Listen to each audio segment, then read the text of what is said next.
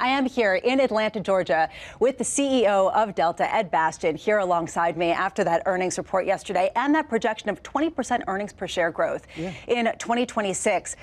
Now that you've had a day to digest, have you been surprised by the market's reaction and, frankly, by the lines of inquiry that you got yesterday? Not really. First of all, thank you for coming down. It's great to have you on our campus down here in Atlanta.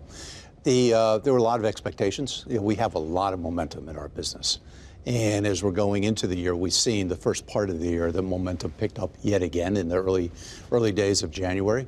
And so as a result of that, I think our investor base was curious as to whether they see that momentum continuing to build, continuing to flatline, to bop around a little bit. And we just finished a year where we saw some pretty significant challenges, whether it was the Liberation Day impact on consumer sentiment, shutdown of the government and the airspace in the latter part of the year. So we wanted to make certain we had a little bit of wiggle room, some caution as to how we thought about projecting the year out. And so I think there was more inquiries to just how much caution is there and what could great look like, right? And so I think that's more of what we saw. So we'll get into what great could look like. Let's get into the caution and some of the things that are less foreseeable, including a proposed 10% cap on credit card rates. And it raises this question about the loyalty program at Delta, considering the fact that American Express and the partnership there contributed something like 14%, according to my calculations, of the revenue growth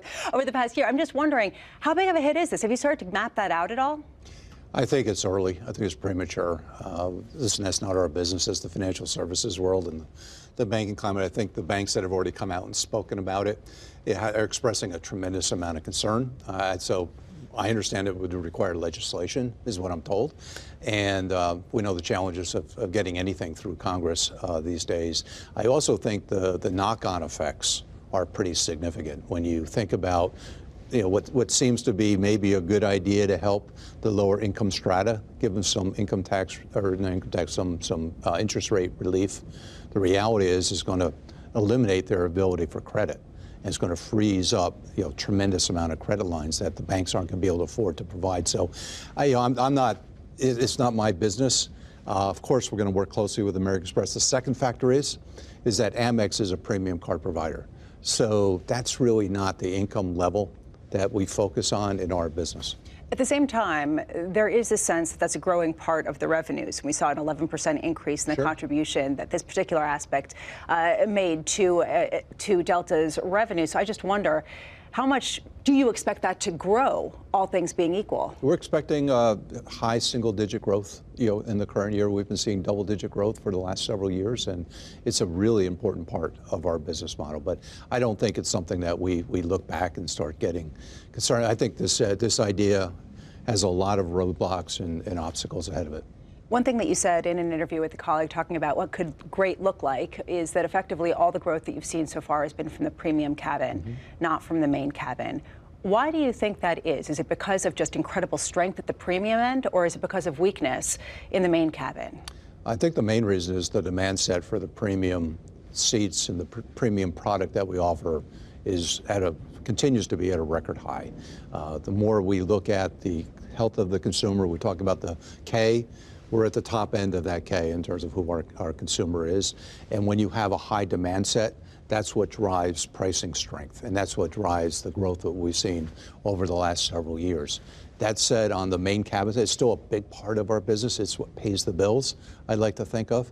And as we see some of the rationalization that's occurring, because you have a lot of lower-end airlines with low-end seats, too many seats chasing still, enough low-end consumer demand, that space is where a lot of the rationalization, and you see it in the industry currently, as that backdrop continues to get into a healthier environment, because all those airlines have to find a way to earn their cost of capital. They're not going to be around. And so as a result of that, whatever happens there, we will benefit from that, and we'll keep that premium demand set growing. So, but we're not growing in that space, but it'll still be a good one for us in terms of improvement. You've talked about consolidation in the lower end of the industry and how you expect this to be a pretty big year of that as people try to justify their existence and survive. Would you play in that in any way? Would you make any acquisitions? We're not going to comment on that question, but when you look at who Delta is, you can answer that question for yourself. Well, I guess that the other question is how much is the growth going to come from organic versus inorganic? Is there sort of a plan, especially given how much you've reduced leverage, to really increase by acquisition some of your capacity? Well, when we look at that growth for us, international is a big part of our growth strategy. And we announced yesterday a big new order for the Boeing Dreamliner. We're very happy about that, excited about that. People think about our industry, they come to me, they say, where's the future for travel going to come from? We're 100 years old.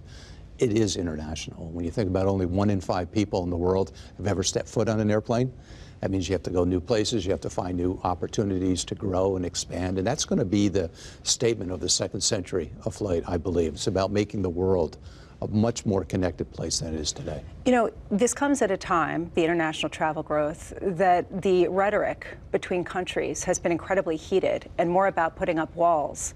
Are you concerned that that could have consequences and put barriers when you talk about the international travel and the growth that you're seeing in that sector? There have always been walls. There's always been in politics. There's, what we look at the world today, we know the one thing that really does unite the world is when you can actually travel and see and experience and get to know people, and you bring the countries physically closer together. So yes, it's not going to be a straight line up. You know, in this business, we know there's a lot of turbulence in the sky, not just in the business model sometimes, but when we actually do physically get connected back together and the world start to become a closer place, that's where real opportunity sits. You're talking about the demand so far this year, and you've seen, I believe, record demand so far in the first week and a half of January. I'm just wondering, is it mostly still coming from premium? Is it equal across all tiers? Is it also in economy to the same degree that you're seeing in terms of the robust interest at the top end? It continues to be at the top end. It continues to be in business. We're seeing double-digit growth in business at the start of the year. We had our largest weekly sales in our history just last week, up double digits over the same week a year ago. So if this demand set continues, we're going to have a great year. So I have to end with this because my colleagues asked me to do this. The lounges, the regular lounges, not the Delta One, they're getting really crowded. How are you going to manage that, considering that a lot of people have complaints about that?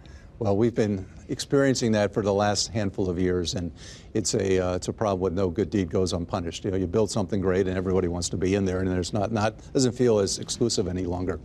We've been working through that for the last several years. American Express is our close partner on that. American Express is building lounges. We're building new lounges. We've got the Delta One lounges that are coming. We're going to continue to build more supply and more capacity to take care of all of our great customers.